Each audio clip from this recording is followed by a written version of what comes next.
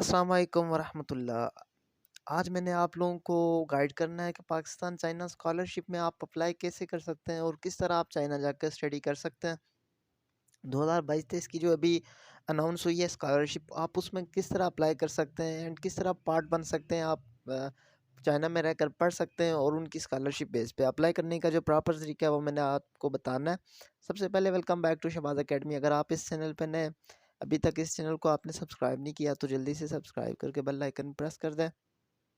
Without time किए हम चलते हैं अपनी लेक्चर की जानीब, लेकिन उससे पहले फिर से कहूँगा कि चैनल को ज़रूर सब्सक्राइब कीजिएगा। अब देखिए, चाइनीज़ जो गवर्नमेंट है उसने स्कॉलरशिप प्रोग्राम जो रखा है 2022-23, इसमें ऑल ओवर पाकिस्तान से आप अप्लाई कर सकते हैं। अप्लाई करने की क्या क्या फॉर्मेलिटीज़ है और आपको क्या क्या चाहिए वो मैंने प्रॉपर गाइड करना है आपको, और अप्लाई करने का पूरा जो तरीका है वो मैंने आपको बताना है। वीडियो को एंड तक ज़रूर देखिएगा।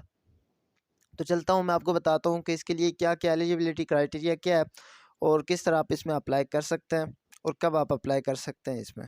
चाइना गवर्नमेंट स्कॉलरशिप के लिए अप्लाई करने का जो तरीका है इंतहाई सादा, हर कोई अप्लाई कर सकता है इसमें। इसके लिए तमाम तलबा से इल्तिमास है कि इसको पढ़ने के बाद सारी एप्लीकेशंस खुद तैयार करें, ठीक है। ये जो तरीका है ये पहले पढ़ लेते हैं, किसी भी एजेंट वगैरह के चक्कर में ना पड़े। अब देखिए, बहुत सारे लोग किसी एजेंट के चक्कर में पड़ते हैं, जिसकी वजह से वो क्या होता है, उन्हें काफ़ी नुकसान होता है, अपनी मनी वेस्ट करते हैं, टाइम वेस्ट करते हैं, और बाज़-औक़ात उन्हें काफ़ी सारे पैसों का भी वो पैसे एजेंट जो होते हैं वो पैसे मांग लेते हैं। हालांकि एजेंट के चक्कर में तो स्कॉलरशिप मिलती ही नहीं है। स्कॉलरशिप तो ये एक प्रोग्राम होता है, इससे एजेंट का कोई ताल्लुक नहीं होता।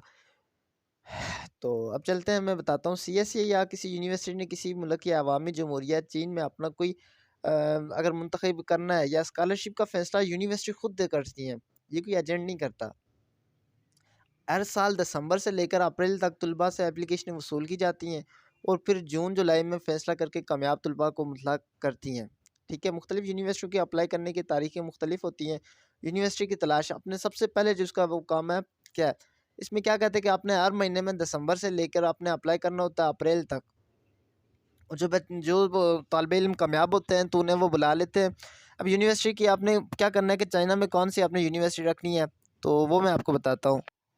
अच्छा, किसी भी उम्मीदवार, अगर आप पढ़ते हैं ना, तो आपके लिए सबसे पहला जो काम होता है, अगर आप कोई भी डिग्री करना चाहते हैं, वो चाहे कंप्यूटर में हो, वो चाहे इंजीनियरिंग में हो, या किसी और प्रोफेशन में हो, किसी भी शोबे में हो, अगर आप अप्लाई करना चाहते हैं, सबसे पहले आपको अपने मुतल्लिका डिपार्टमेंट की यूनिवर्सिटी तलाश करनी है, ठीक है। वो आपने चाइना में चाहे सर्च करके आप गूगल से सर्च कर लें, जहाँ से मर्ज़ी है सर्च कर लें, ठीक है। यूनिवर्सिटी के इंतखाब करते वक़्त यूनिवर्सिटी के वहाँ के मज़मून में जो मज़मून है, उसकी वहाँ की जो रिसर्च के जो मेयार हैं, यूनिवर्सिटी के शहर वगैरह, ये सब आपको यानी मालूमात कम से कम जो थोड़ी बहुत हो सके तो आप इकट्ठी हो सके तो आप करें। आप आत्मी तौर पर एक यूनिवर्सिटी का इंतखाब कर लें, किसी एक यूनिवर्सिटी का जो है आप इंतखाब कर लें। उसके बाद इसका जो एजेंसी नंबर है वो मालूम करें। एजेंसी नंबर गूगल से मिल जाता है उस यूनिवर्सिटी का, जो यूनिवर्सिटी आप रखना चाहते हैं। अब हर आदमी अगर चाइना के बारे में नहीं जानता तो आप गूगल से सर्च करें, जो अच्छी यूनिवर्सिटी है उसमें आप चेक करें, और उसके बाद आपने क्या करना है, या तो फिर ऐसी कोई यूनिवर्सिटी तलाश करें जिसमें आपको एडमिशन आसानी से मिल जाए। और ये जो इनके जो नंबर होते हैं, एजेंसी जो नंबर होता है, वो कोई इतना मुश्किल नहीं होता मिलना, वो एकदम से मिल जाता है। अगर यूनिवर्सिटी को आपको पता होगा, आप उसके साथ एजेंसी लिख कर आप सर्च करेंगे तो एकदम से आपको मिल जाएगा। अच्छा, यूनिवर्सिटी की वेबसाइट पे जाकर अप्लाई करने की आखिरी तारीख, वो उसी यूनिवर्सिटी की वेबसाइट पे आपने जाना है जो यूनिवर्सिटी आपने पसंद की है। अब ऑनलाइन अप्लाई करने के लिए आप किसी भी यूनिवर्सिटी में अप्लाई करना चाहते हैं तो आपको उसकी वेबसाइट पे जाना होगा।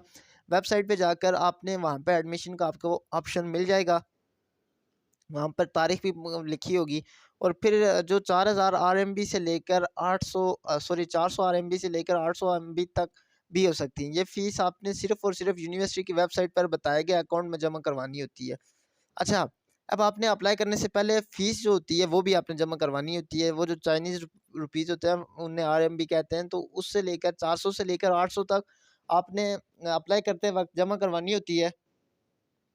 उसके बाद आपने क्या करना होता है, इंतखाब के वक़्त ये बात ज़रूर चेक कर लें कि वहाँ का मुतल्लिका प्रोग्राम यूनिवर्सिटी के पॉलिसी के मुताबिक ज़बान में पढ़ाया जाएगा।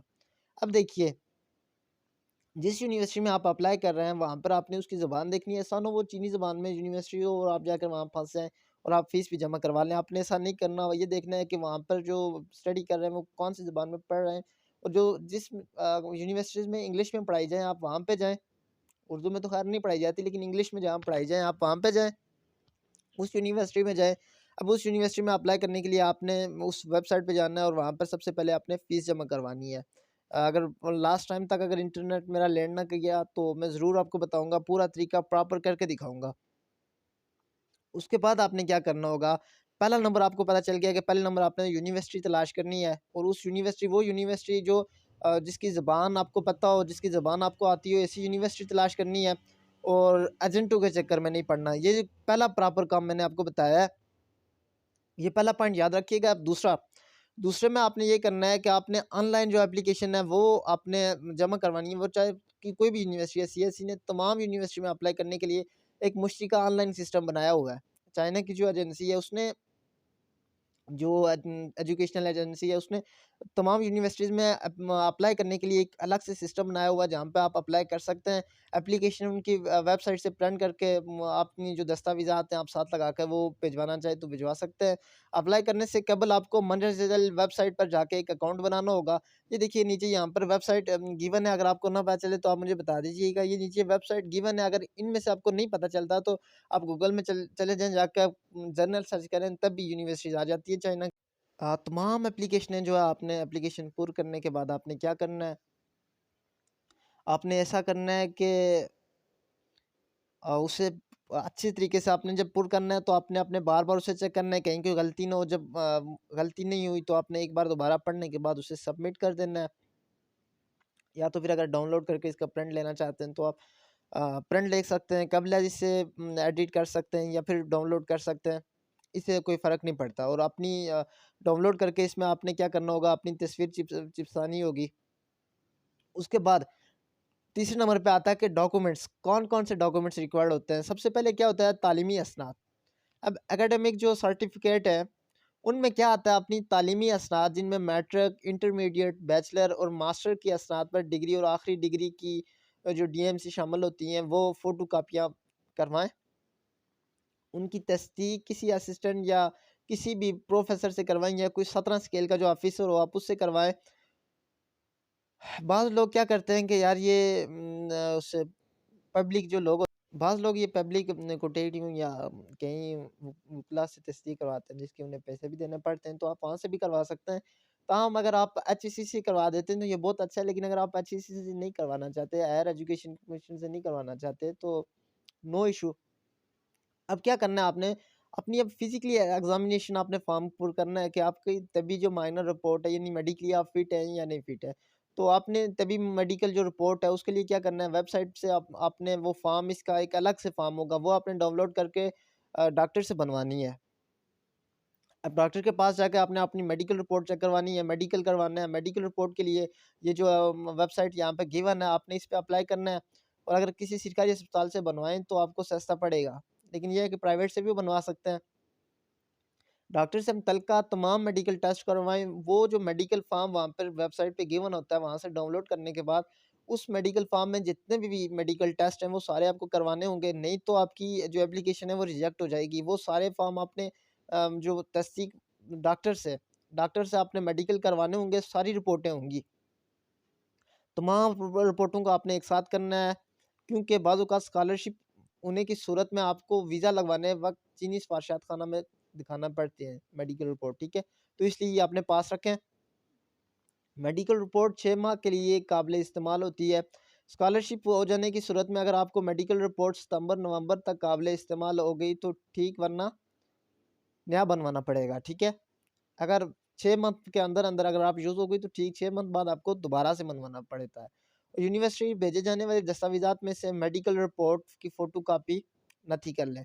अब देखिए, जो आप चाइना जो चीज़ भेज रहे हैं ना, जिसके लिए एडमिशन के आपने फॉर्म पहले बनाए थे, अपनी कॉपी वगैरह चिपसा आपने अपना जो फ़ोटो है वो उसमें लगाकर और प्रिंट आउट करके वो जो फॉर्म आपने फिल किया है, आपने अब क्या करना है, उसके साथ ये मेडिकल रिपोर्ट क्या कर देनी है, नथी कर देनी है। और तालीमी इस्नाद, अगर आप एफएससी के लिए अप्लाई कर रहे हैं तो मैट्रिक की सनद, अगर आप किसी बड़ी डिग्री के लिए अप्लाई कर रहे हैं तो इन सारी सनद आपको उसके साथ लगकर तो ये सारी जाएगी।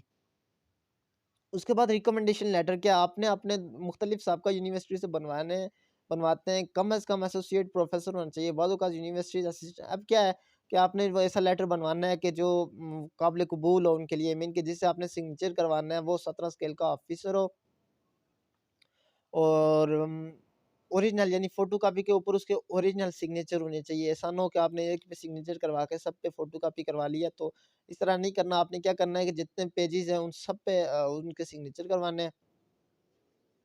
अब क्या रिसर्च प्लान भी आपको पता होना चाहिए कि रिसर्च प्लान जो होता है कम अज़ कम 800 अल्फ़ाज़ पर मुश्तमिल होता है। हमें ये बयान करेंगे कि आपका तालीमी जो तहकीकी जो पास मंज़र है वो अच्छा है, और आप मुतलका यूनिवर्सिटी में मुस्तक़बिल तौर पर क्या करना चाहते हैं और क्या नहीं करना चाहते। ये जो जनरल नॉलेज मैं कह सकता हूँ इससे, ये आपके पास होना चाहिए कि आप किसी यूनिवर्सिटीज़ में जा रहे हैं, वहाँ पे आप, ये भी हो सकता है आपके टेस्ट वगैरह हों, फिज़िकल, मेडिकल के अलावा भी अगर आपका ज़हानत का भी टेस्ट हो, तो आपकी जो तैयारी होनी चाहिए वो अच्छे से होनी चाहिए।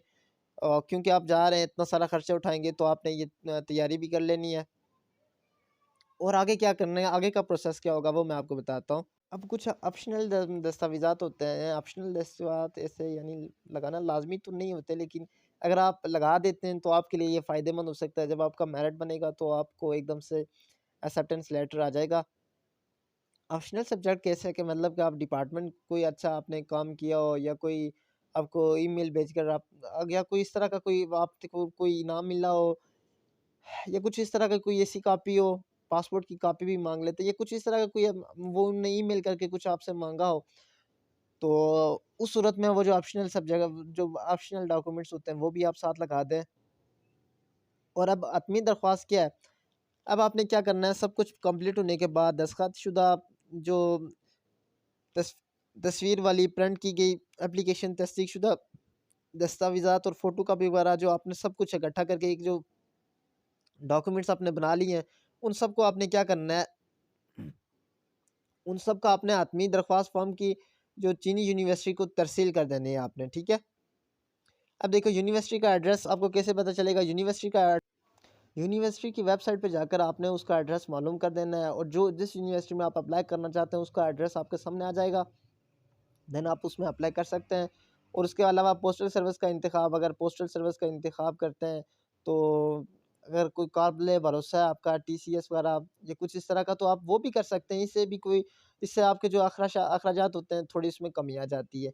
वीडियो अच्छी लगी तो वीडियो को लाइक ज़रूर कीजिएगा और चैनल को सब्सक्राइब कीजिएगा। एक बार फिर से मैं आप लोगों को बता देता हूँ कि इसका प्रॉपर अप्लाई करने का तरीका क्या है। सबसे पहले आपने क्या करना है, वेबसाइट पे जाकर आपने यूनिवर्सिटी तलाश करनी है, कौन सी यूनिवर्सिटी में आपने एडमिशन लेना है।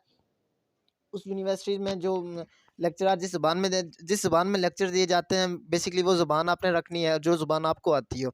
उसके बाद आपने ये करना है कि आपने वहाँ से प्रिंट आउट कर लेना है। अगर किसी भी यूनिवर्सिटीज़ में आप जिस यूनिवर्सिटी में आप एडमिशन लेना चाहते हैं, पहले रिसर्च करके वो यूनिवर्सिटी रखी, फिर उस यूनिवर्सिटी की ऑफिशियल वेबसाइट पे जाकर वहाँ के डॉक्यूमेंट्स आपने डाउनलोड कर दिए। वहाँ के जो एडमिशन फॉर्म है वो डाउनलोड किया, उसे फिल किया, उसके साथ अपना फ़ोटो लगाया। उसके बाद आपने मेडिकल करवाया, मेडिकल के फॉर्म उसके साथ लगवाए, और उसके साथ जो ऑप्शनल डॉक्यूमेंट्स हैं वो लगवाए। फिर उन सबको एक आपने लिफाफे में पैक किया, और उस यूनिवर्सिटी का उस वेबसाइट पे जो एड्रेस लिखा हुआ है आपने उस एड्रेस पे आपने भेज देना है। खुदा हाफिज़, अल्लाह पाक आप सबको अपने हिफ्ज़ अमान में रखे। चैनल को सब्सक्राइब करके बेल आइकन ज़रूर प्रेस प्रेस कीजिएगा। खुदा हाफिज़, मिलते हैं नेक्स्ट वीडियो में।